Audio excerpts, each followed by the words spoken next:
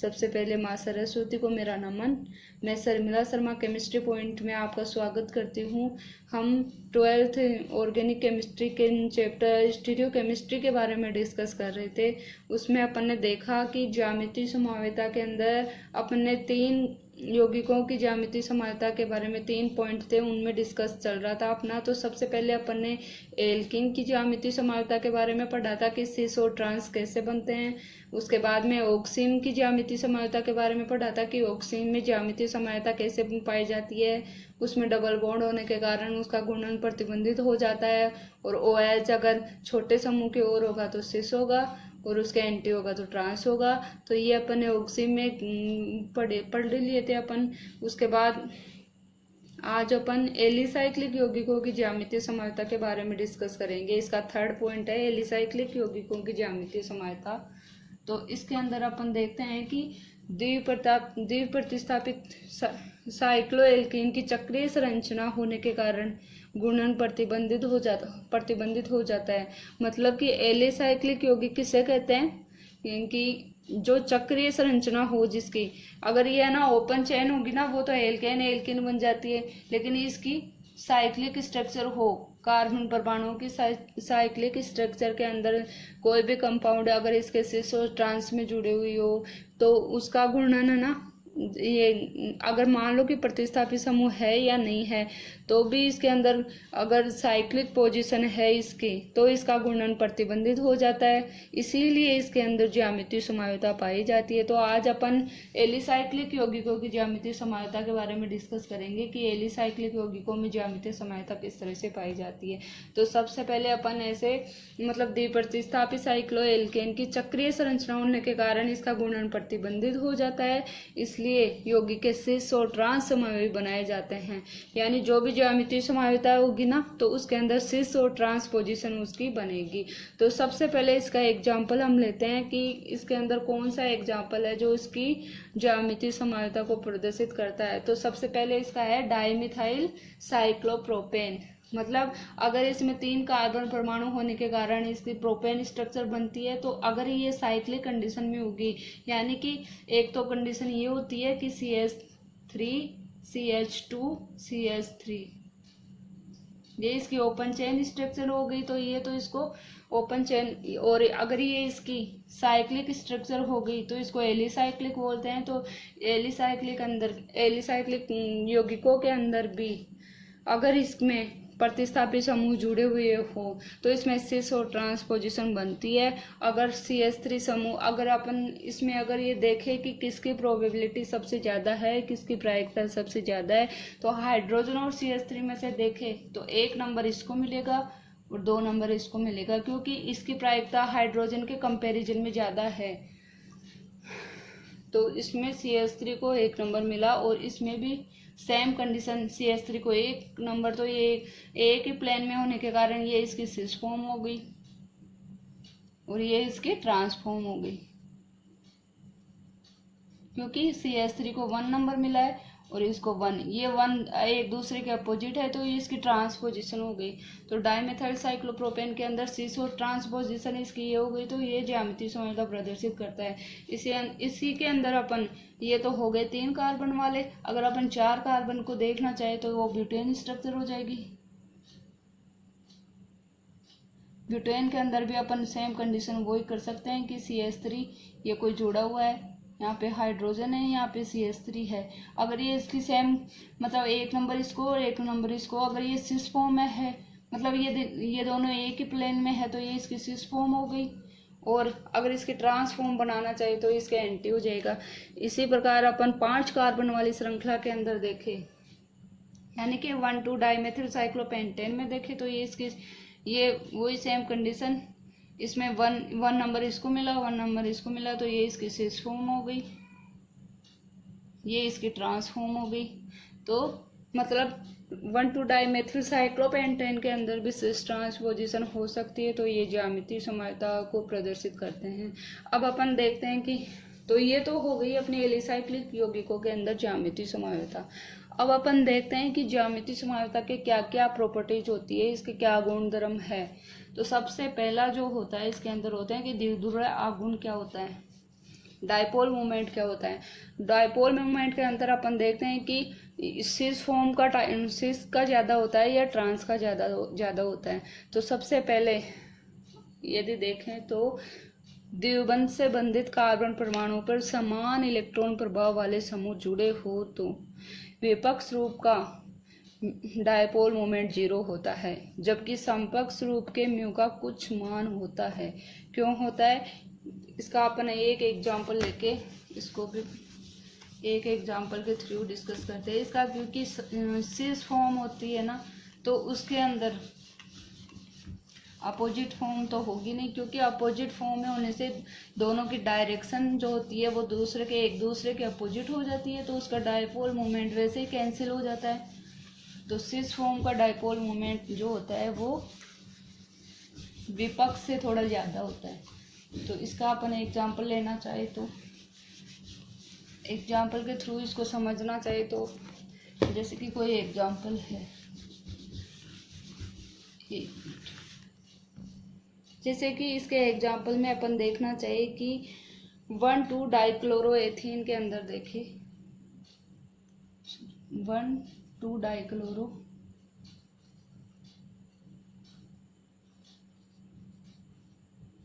डाइक्लोरोएथेन है। अगर इसके अंदर अपन डायपोल मोमेंट देखें,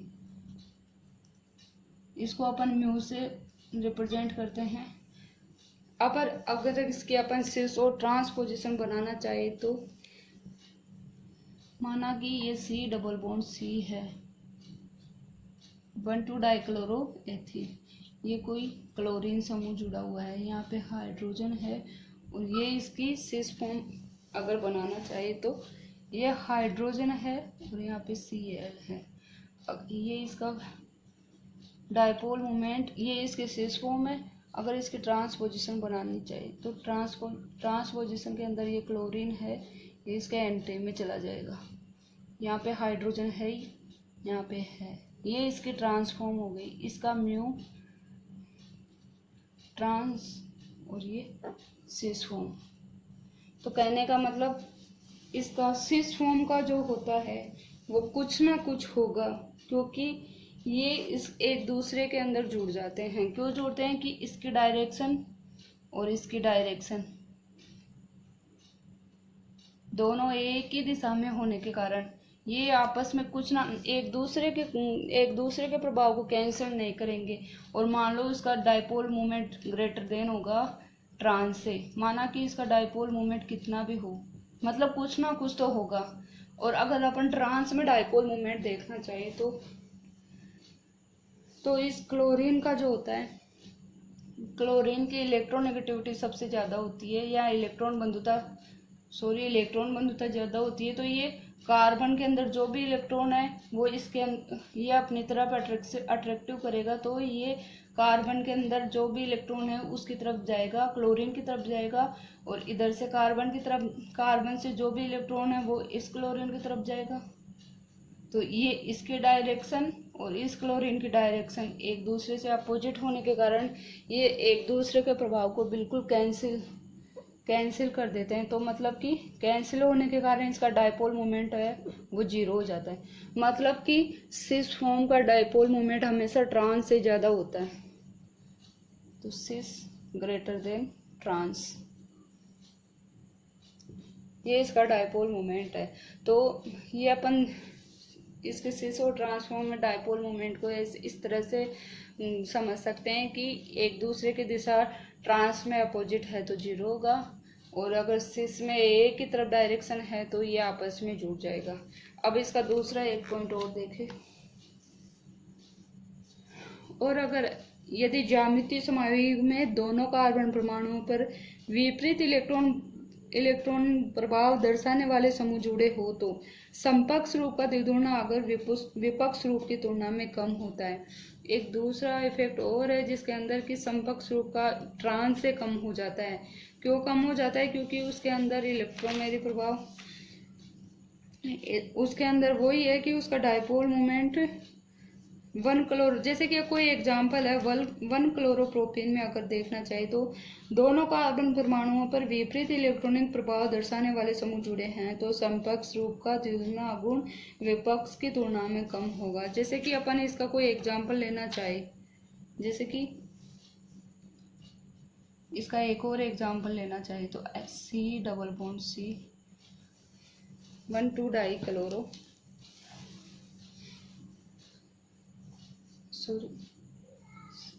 CH3 ClH 1 क्लोरोप्रोपेन में अगर अपन देखना चाहे तो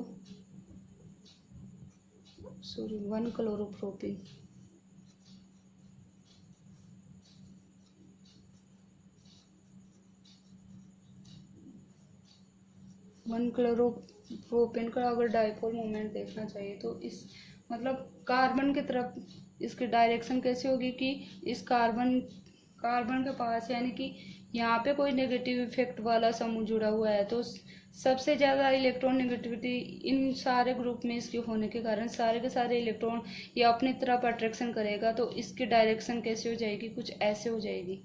यानी कि CH3 से जो भी इलेक्ट्रॉन है वो इसके पास आते जाएंगे और मतलब यहाँ से इसकी डायरेक्शन क्लोरीन की तरफ हो जाएगी। तो इधर से तो ऐसे मतलब आके ये आपस में कुछ ना कुछ, यानी कि इसकी तरफ से आके हाइड्रोजन की तो इसकी तरफ हो जाएगी क्योंकि हाइड्रोजन से तो इलेक्ट्रॉन इसके पास आ रहे हैं, इसके पास जा रहे हैं और इस हाइड्रोजन की कुछ ऐसे हो जाएगी। तो मतलब इसका तो डाइपोल मोमेंट क्या होगा, मान लो कि समकक्ष से थोड़ा कम होगा, ठीक है। अगर विपक्ष से थोड़ा कम होगा। अगर अपन इसके एंटीफॉर्म बनाना चाहे तो कैसे बनेगी, सी डबल बॉन्ड सी, यहाँ पे मान लो कोई हाइड्रोजन ग्रुप जुड़ा हुआ है और यहाँ पे CH3 हो ही गया। और अगर अपन इस क्लोरीन की अगर पोजीशन इधर करते इसकी क्लोरीन को तो और यहाँ पर हाइड्रोजन कर दे तो इसकी डायरेक्शन तो कुछ ऐसे होगी, लेकिन ये क्लोरीन की तरफ जो है इलेक्ट्रॉन सारे क्लोरीन की तरफ आने से इसकी दिशा ए की तरफ होगी।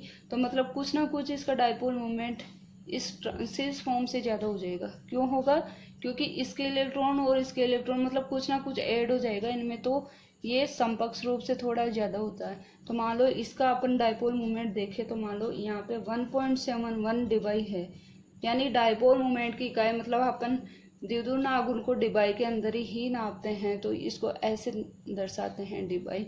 और इसका अगर डाइपोल मोमेंट देखें तो 1.77 हो जाएगा। यानी कि कहने का मतलब कि इसके समकक्ष ये इसकी सिस फॉर्म है और ये इसकी ट्रांसफॉर्म है।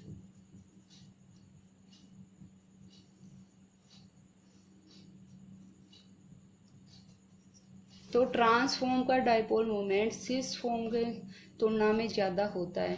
क्यों ज़्यादा होता है, क्योंकि इसमें इलेक्ट्रोनेगेटिविटी का इफेक्ट यानी अपोजिट फॉर्म में होने के कारण तो एक दूसरे में जुड़ जाता है।